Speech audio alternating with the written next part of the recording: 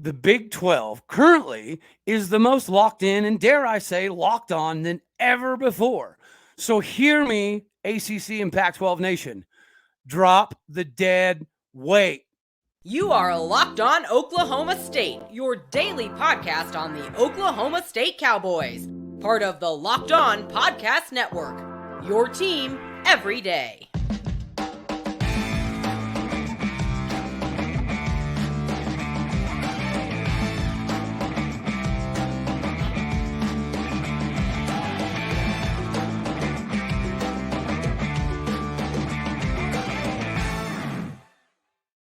Howdy, y'all, and hello, all. Welcome back to Locked On Oklahoma State, your daily stop for all things cowboy and cowgirl related. My name is Cody Stovall. I want to thank you very much for stopping by today to make this your first listen here on Locked On Oklahoma State. We are available on all of your podcasting platforms as well as visually on YouTube. You can find me personally on Twitter at AllDayOState. All right, so when I say cut the dead weight, you can look at the Big 12 historically and see precisely what I mean. But who better to bring in than somebody that's already in the Big 12, but hasn't been in the Big 12 super long. And reportedly, to some degree, a lot of West Virginia nation seems to fancy themselves more along the lines of the ACC than the Big 12 historically. So everybody, help me welcome in today, Justin Cruz Walker. How are we doing, brother man? Doing great, Cody, man. Thanks for having me on. I'm glad we were finally able to get our schedules lined up to work together. Yes. I have been trying to get Justin on my show for a while now. Honestly, since the day I got the job, he was somebody that I was targeting to get on the show. So I'm very, very glad to finally do so. They say the early bird gets the worm. So here we are. Right around this time, I'm usually, just now making my second cup of coffee and just now kind of getting into some of the film analysis for the day. But this is even better, man. And I'll tell you, yesterday, I almost thought that, okay, maybe this ACC Magnificent Seven stuff has died down a hair because you heard some sort of solidarity come out from a couple ADs in the ACC. But we have recently learned it is more smoke and mirrors. And I get it, because what people tend to forget in all of this conference realignment stuff is it is about the individual school, right? Your chancellors, your presidents, your ADs, their job is to do what's best for university. Sometimes that doesn't mean staying in the same conference. And you may have recalled whenever you guys, West Virginia, was just now coming into the Big 12, there was already turmoil. And the turmoil was started because of primarily Texas, right? Texas wanted to be higher than thou and sanctimonious in nature, and they wanted more money. Equal revenue share has never, ever, ever worked. It has never worked. And you're hearing Pac-12, Oregon and Washington think they deserve more money. Okay, cool. The ratings dictate that might be the case. It's not going to work. ACC, you hear Clemson and Florida State are the ones kind of leading this charge. Does Florida State still produce ratings? Sure. Have they earned the seat at being a dictator in all of this? I don't think so. But nonetheless, Texas and OU were always a problem in the Big 12, right? The way that they treated everybody is the reason Nebraska left. It's the reason Texas A&M left, Mizzou, Colorado, you name it. Everybody that got out of the Big 12 originally wanted out because of everything that Texas was wanting. And OU, obviously, they held such a high regard that they didn't really need to request a lot. They were just naturally going to get it. But it was Texas, the whining, the crying, we're better than everybody. We have 40 acres. It caused nothing but instability in the Big 12 year after year after year. So now the Big 12 is in a position of strength, more so than ever before. So am I not right in thinking that we should send the message to these guys? Do not let Oregon and Washington pigeonhole your success. Do not let Florida State and Clemson pigeonhole your success. And I think that's what we're going to inevitably end up seeing. So what do you think is going to shake out, brother? I agree with you that it never works. But at the same time, Cody, if you're Florida State and you're Clemson, I think you almost have to ask for it. Do you not? No, I agree.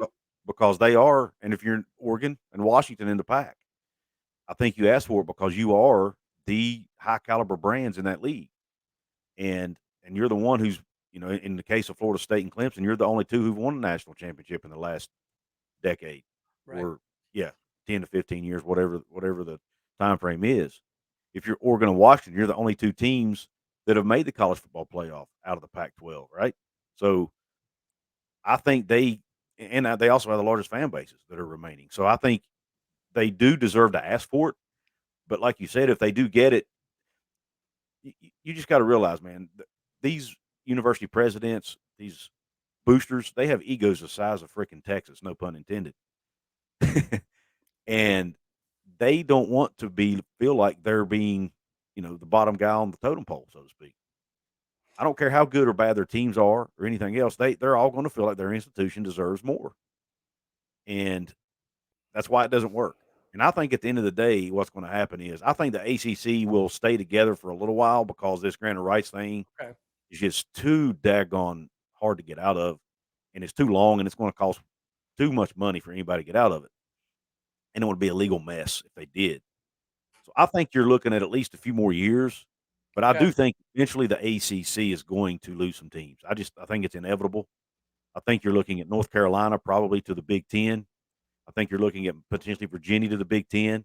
I think you may see Clemson and Florida State go to either the Big Ten or the SEC. Then once that happens, who knows? It could be, all hell could break loose at that point. But maybe the Big 12 is lucky enough to grab, Pitt, Virginia Tech, NC State, some of these other schools. But I think we're still a few years away from that, in my opinion. So, as an Oklahoma State fan, I'm going to give you something to ponder while I tell the fine people out here about Birddogs clothing. But Oklahoma State fans, should we say you're welcome or sorry for more Neal Brown in Morgantown? I don't know. So ponder that for a second. And ladies and gentlemen, I got to bring up Birddogs here. They sent us a package. It is the bee's knees for a reason. And yes, I know that sometimes you want to buy something that's worth its weight in gold. People always talk about when you buy a Mercedes, you're just buying a brand. That's not true.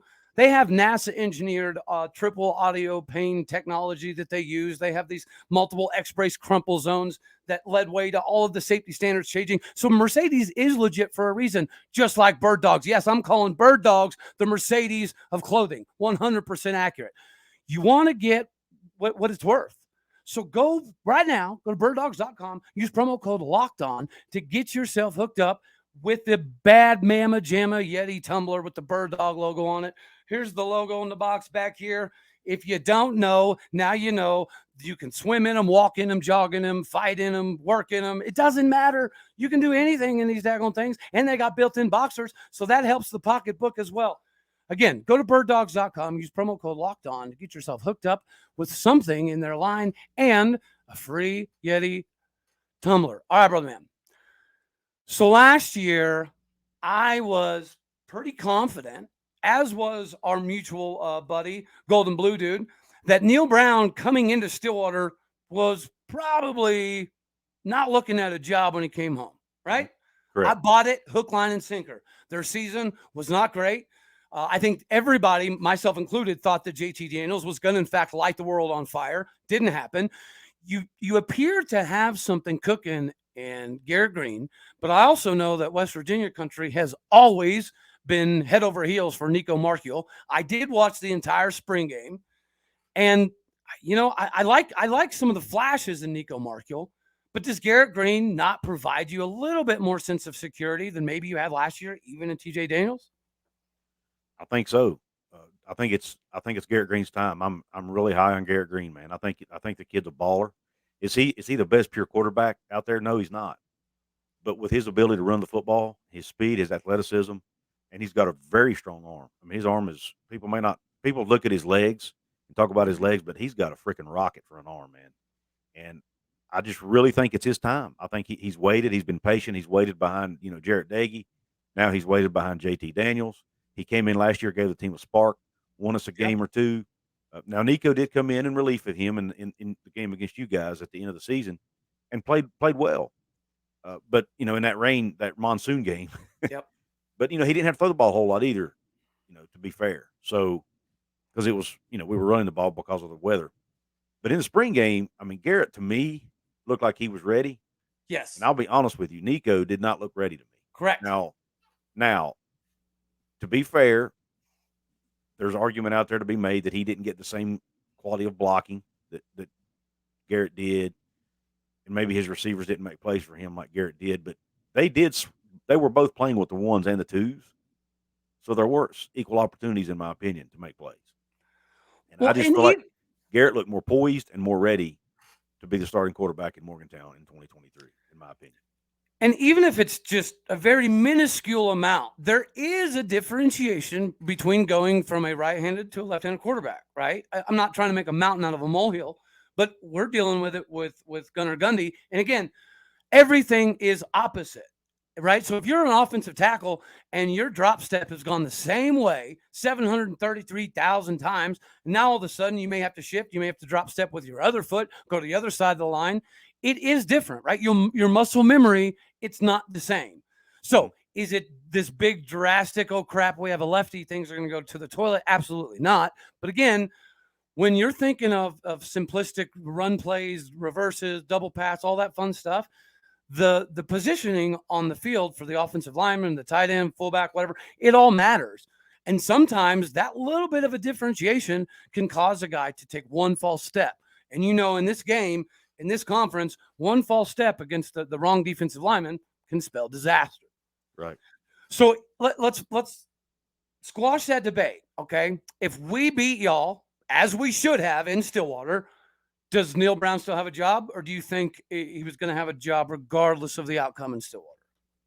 I think he would have had it regardless because the situation. I mean, most of the fan base wanted him fired anyway, even after beating you guys, because we still had a losing record. Yep. We didn't get a bowl game. Just wasn't a good season up to our standards, especially considering he was in his fourth year.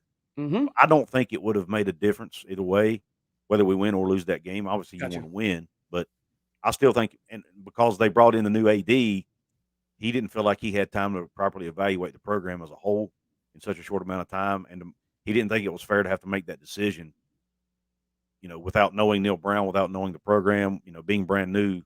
He didn't want to come in and just fire him right off the bat. So yeah. And there's also that $17 million buyout that was looming out there too that, you can't hide from either. Okay, so the over-under, like I, as an Oklahoma State fan, I am madly head over heels in love with the over-under. So if you haven't checked out some of the Big 12 over-unders, I implore you to do so. FanDuel is on it right now. And if you look at Oklahoma State side of it, 6.5. Mike Gundy has not won less than 7 games since 2005. Yes, I know last year was an absolute dumpster fire, but what people don't realize, it was more of a locker room issue than a talent perspective issue. And you mix that in with some injuries, and maybe the management of the injuries could have been better. Who knows? But all of that stuff was not on-field production, which is why a lot of Oklahoma State fans are very high on us this season. What does you guys say about your over-under being at 4.5? Are you hammering the over this year, or is there some reluctancy still? I mean, if it was me, I'm hammering the over on that because, and not because I think we're going to be, competing for a Big 12 championship, but I mean, we're in year 5 of Coach Brown and his staff. He's yet to win less than 5 games, right? Even the years we've been bad, he's at least won 5 games. True. And I just think with, the new quarterback, the strong running back room, we have a very experienced offensive line. We've got all 4 of our games are against the newcomers in the conference. So, scheduling matters here too. Not saying those teams won't compete, but obviously they're going to be, in my opinion, it's going to take them a year or two to catch up especially from a depth perspective. 100%. So I think you factor in at least 4 of our games are against them. Plus we have a game against an FCS opponent. That's 5 right there.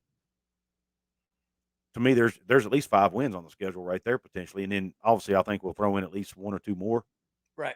Pull off. We usually pull off at least 1 upset a year, and we got Pitt coming to Morgantown, so I think we can win at least 5-6 games.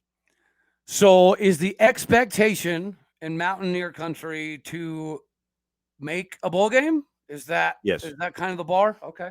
Yeah, I mean minimum, and to be honest, majority of fans I have talked to and communicated with on social media, if he doesn't win at least 7 games, he should be fired. That's pretty much the sentiment around the program. I mean, 6-6 might get us to a bowl game, but if he loses that bowl game and we finish 6-7, it's not good enough, man. I think that's fair. I think that is very, very fair. Okay, you brought up running back. West Virginia, the last 5-6 years, has produced some pretty daggone good tailbacks, right? Every year it seems like you do have somebody that fills that role, right? Obviously, Mathis was a big deal for y'all most recently. Who do you kind of have coming out of the backfield this year? I was really excited to watch Lynn J. Dixon in the Mountaineer jersey. Obviously, that didn't pan out. So who do you have in the running back room that you guys feel super confident about this season? C.J. Donaldson, Okay. number one. The kid, he had never played running back. I don't know if you know his story. I don't know if I do Oklahoma not. State fans know his story. Kid was, I think he was a 3-star recruit, somewhere 2 to 3-star recruit coming out of high school. He was out of a high school in Florida, South Florida. Only had 2 Power 5 offers, or 2 FBS offers, West Virginia being one of them. We were his only Power 5 offer, but he was a tight end coming in Oh. because he played kind of a receiver tight end hybrid position, I think, in high school. Oh, it's called a cowboy back. Okay. He played cowboy back then in high school. But we had, with Lynn J., the thing that happened with Lynn J., right? I don't. Him leaving the team. Lynn J. left the team. So it opened a spot. They needed another running back. Well, it was so late in the game, late in the preseason, they didn't want to go out and get a new one. And they had seen CJ and how well he moved and how athletic he was. So they thought, let's try him at running back. And they said he was just phenomenal. And obviously, the first game of the season, we played Pitt at Pitt. First carry of the game, he ran almost for like 25, 30 yards down the field. First carry of his career. And from then on, man, he just never looked back. And he actually was our second leading rusher on the team last year, even though he missed 3 or 4 games with injuries. He still rushed for over 500 yards as a true freshman who had never played the position. So the kid's special. Impressive. He's coming back for another year. He's got a year under his belt at the position. We were able to, I think, hold off some other teams who were kind of making phone calls to him in the offseason. And he's back, and we're extremely excited about him this year. So defensively, West Virginia's always been pretty salty, especially under Neal Brown. But even the fighting Dana Holgerson days, y'all had some pretty successful daggone defenses. Is that going to be a carryover this year, or is this season going to be more of an offensive-led attack for y'all? I think it'll be balanced, more balanced. Last year, since Jordan Leslie's been the defensive coordinator, our defenses have been solid until last year. Last year's defense was terrible. But I think there were a lot of things. You mentioned injuries with Oklahoma State. We dealt with some of that. Our starred all Big 12 corner went down like 6 snaps in against Pitt, something like that, 12 snaps in, like early in the game, he went down. And that completely changed how they covered. I mean, they had to go from playing potential man to playing zone pretty much all the time. They couldn't rush as much. And we had a lot of new faces on the defense as well, which hurt us. But this year, we've got a lot of those guys that got thrown to the fire last year have that year of experience under their belt now, so they'll be back. Now, losing Dante Stills is going to hurt us up front. We lost Jordan Jefferson to the transfer portal. That's going to hurt us. He was our nose guard. But we do have some experience up there. And I think if West Virginia can finish at least 50th or better in defense this year, which I think they can, I think we have a really good chance to at least get to that 7-8 win range. All right, so reversing back a little bit to the ACC stuff. Now, I've seen several people over the years for West Virginia put out that they are a natural ACC fit, just like you've seen KU to some degree tout their AAU status as being a viable option eventually for the Big Ten, right? So it happens in every conference to some degree. Do West Virginia fans still kind of feel that they're a better fit in the ACC, or do you think the West Virginia contingent is starting to embrace the idea that the Big 12 is not only here to stay, but West Virginia is an integral part of the future success of the Big 12? I think if you polled our fan base, I think it would be a split, but I think it'd be more 60-40 towards the Big 12 being a fit. We've, number one, we appreciate the Big 12 giving us a lifeline when we needed somewhere to go. Yeah. Now we do also see. I feel like the Big 12 needed us as well, just like we needed them. Yeah, for sure. 100%. But we do appreciate them bringing us in because other conferences would not. Right. So there's that. I feel like culturally we're a great fit with the Kansas States, the Oklahoma States. Yep. I just feel like we're a good fit culturally, and then also, but there is still that contingent of and also the stability of the conference right now seems to be better than the ACC as well. So that's a big deal to us. But when you look, there is a portion of the fan base who would love to be in the ACC because we'd get back to our natural rivals, man. We'd get to play Virginia Tech again. We'd get to play Pitt again, who's our biggest rival. We could play teams like Boston College, Syracuse, who we used to share a conference with in the Big East. A lot of people just long for those days to be back, and they miss the regionality of college football. And, do I miss that? I do. But I also think for the long-term viability of the team and the conference, I think the Big 12 right now is probably where we need to be. So what you're saying is after we scoop up a few ACC schools, it makes West Virginia fans a little bit happier because, again, regionality is cool, and it makes the travel for y'all significantly easier. That's one thing I was thinking about throughout this whole conference realignment stuff is you kind of heard conversations about it'd be nice to get out east, but nobody was talking about getting out east. Brett Yormark wasn't talking about going out east. All the focus is on the Pac-12. I think this whole ACC madness is really bad for the Pac-12 because the Pac-12's idea currently has been, well, let's just sit on our hands and see what happens. And I do think the ACC realized this is a bad move. We do not want to get caught with our pants down and get stuck in a no man's land position, precisely like the Pac-12 is currently going through. So, yeah, dude, I agree with you. I think it's an inevitability. I think it's only a matter of time. And it's also a numbers game. The Big 12 has stability. The Big 12 financially is going to be able to be close enough to maintain its current status, if not improve. And the numbers work out. Right? We have essentially 6, 7, 8 spots that we could potentially play with. The Big 10 does not, right? The Big 10, I don't think going above 20 teams for anybody right now is very advantageous. So I just don't see it happening. That means the Big 10's only got a couple spots to work with. The SEC has the benefit of being very, very selective. So they too only really have a few spots to work with. Right. So I don't think it's always just, this raise our hands in the air and pretend that the Big 12 is the hottest thing since sliced bread. But when you look at the stability, you look at the financials, you look at the toughness of the league, the parity, the preparation that provides you as a team in conjunction with the numerical assets that we have available, it just makes sense. And I think it's only a matter of time. So if you're a West Virginia fan, you probably just name dropped a couple, but what would be your ideal 4 from the ACC? Pitt, Virginia Tech, obviously top 2 because of our rivals. And even though I mentioned Syracuse and Boston College from the old days, personally, I would prefer to get an NC State. I think they're, North Carolina would be a great market to get into. In fact, it's a up-and-coming state, one of the fastest-growing states in the country right now. So I would like to see NC State in. I think they'd be a good fit for us. And then, if you want to throw in a Boston College or a Syracuse, I think Syracuse would probably be my preference because that gets us into New York. And I think they have a better brand overall, especially when you look at basketball. So I would like to see, if I had to pick, and then there's Louisville too. I can't forget Louisville. I'm a big Louisville guy here. Yeah, and Louisville was in the Big East with us for a while too. So if I had to take my pick, I'm putting Louisville. Louisville, Pitt, Virginia Tech, and NC State would be my 4.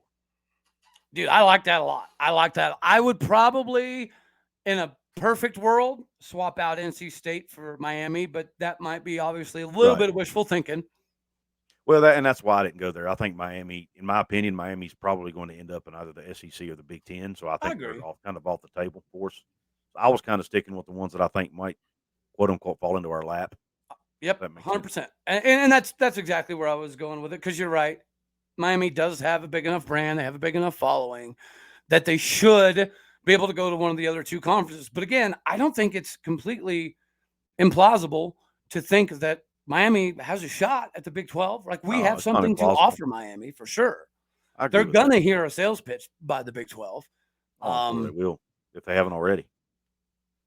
Yeah. And that's, the ironic thing about all of this stuff is you see a lot of smoke and mirrors with Pac-12, right? Especially from the media punditry perspective.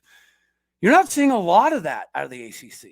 You know what I mean? Like they don't have, they've had a couple of ADs come out and so some sort of semblance of quote unquote solidarity, right? But people like Ross Dellinger and Pat Forty and the guys at 365 has since kind of dispelled some of that myth. It's the same as the Pac-12 in the terms of some of the ADs are letting stuff leak that kind of hint they're together.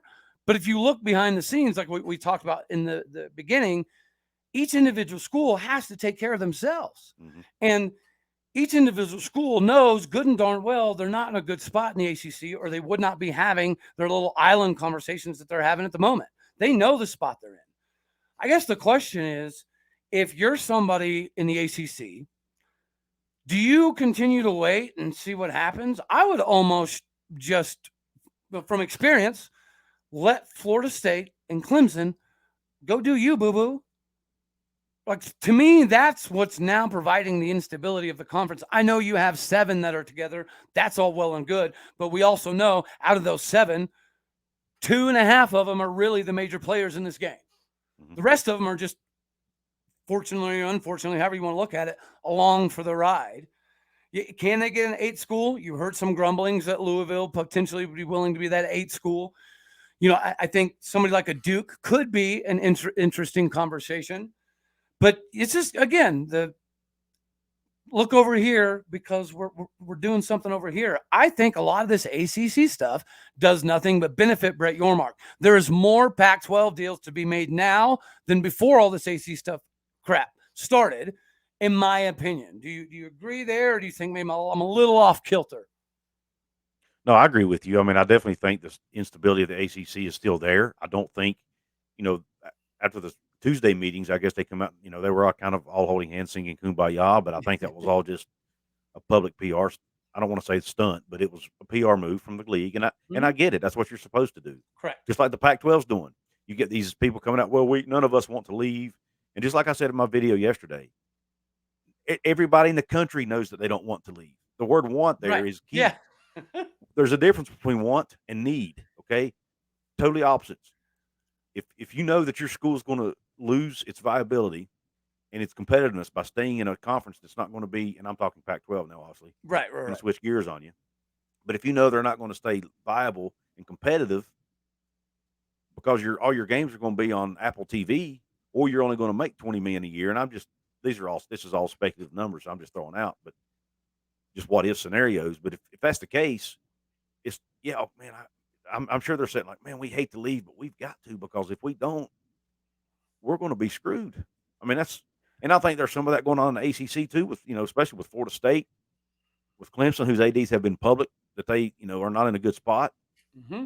You've had Virginia Tech's AD come out now and say, yeah, we're together. But so, I mean, I think it's just, a matter of time, man. Like I said earlier, before this thing goes, before it crumbles, because there's too many unhappy people in that room, and too many people who have eyes looking at other conferences.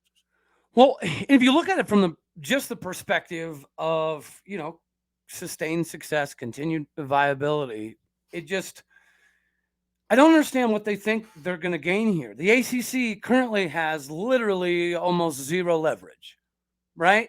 Mm-hmm. And their TV deal is a complete shiznit show. But if you're ESPN or Fox or anybody that's part of the conglomerate that currently holds the TV deal for the ACC, why would you let them out of it? You're getting Clemson, Florida State, and Miami on the cheap. Right. Like, you're making more money off the SEC or the ACC than the other schools, not because they're making more money, but because the financial gap is much more beneficial. So if you're an ESPN, why in the world would you even entertain the idea of a renegotiation? And furthermore, why do ACC schools think that there is any more money to shake out of the trees? I just don't get it. Like, I understand the solidarity thing, right? You're right. It has to happen. It's important for the conference to show that sign of perceived strength, at least. But at the end of the day, it comes down to dollars, and dollars equal mathematics. And mathematically, I don't see any way it gets there. You mentioned the Pac-12. Dude, I think them getting $20 million per school, you're being very, very generous, because there's some reports that it's between like 13, 17. Mm-hmm.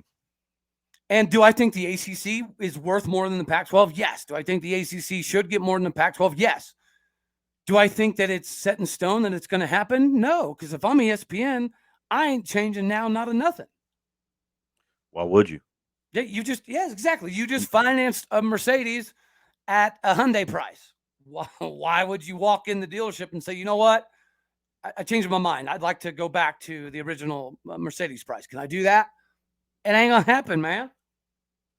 Yeah, the Pac-12 has overvalued themselves big time, and because of that, they are in this situation. They should have taken the deal that ESPN and Fox was going to give them.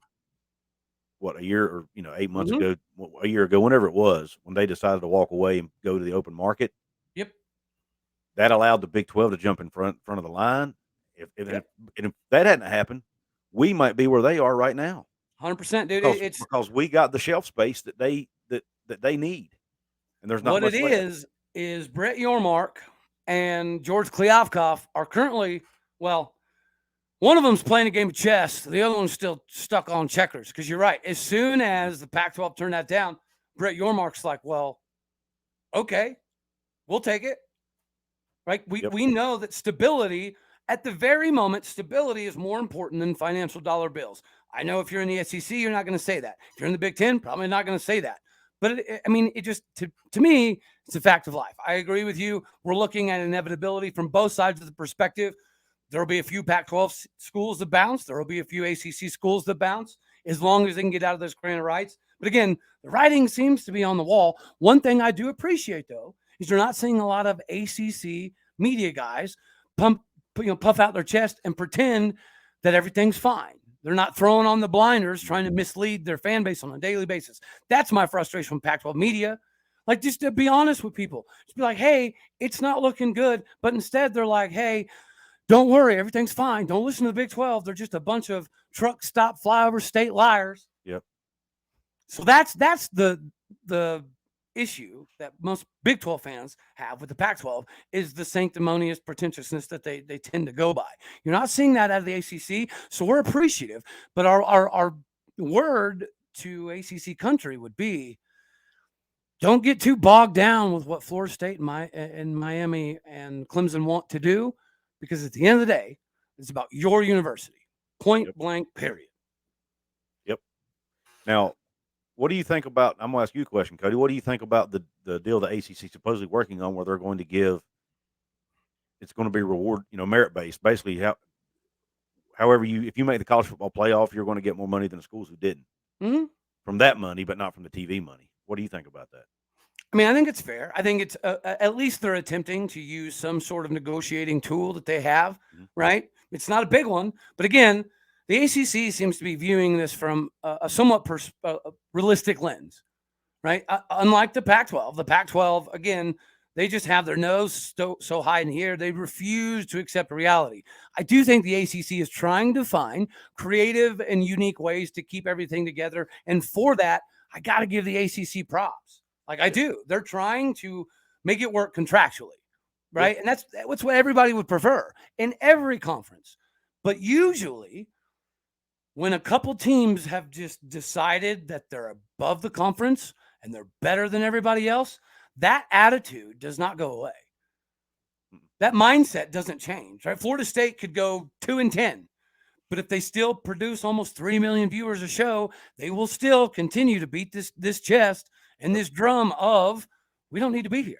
So again, we've seen it in the Big 12. It's usually the beginning of the end when you start talking about unequal revenue share, even if it's deserved, because it does create animosity. It is what it is. People tend to forget that these ADs, presidents, chancellors, whatever, they're just regular dudes, right? They're just regular dudes like me and you that go drink a Yingling on the weekends.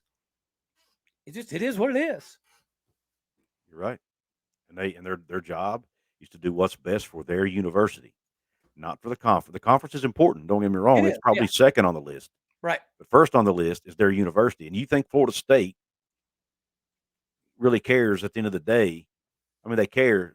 It's probably a strong word if they don't care, but they're low on their priority list is what's going on with Duke and Wake Forest and Boston College. 100%. That's not what they get paid for. 100%, buddy. They get paid to take care of Florida State.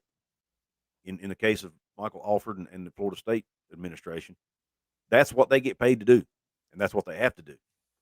Or it would be a dereliction of duty if they weren't doing that. But at the same time, the Boston College guys, the Wake Forest guys, or ladies, whoever, they're doing the same thing for their institutions as well.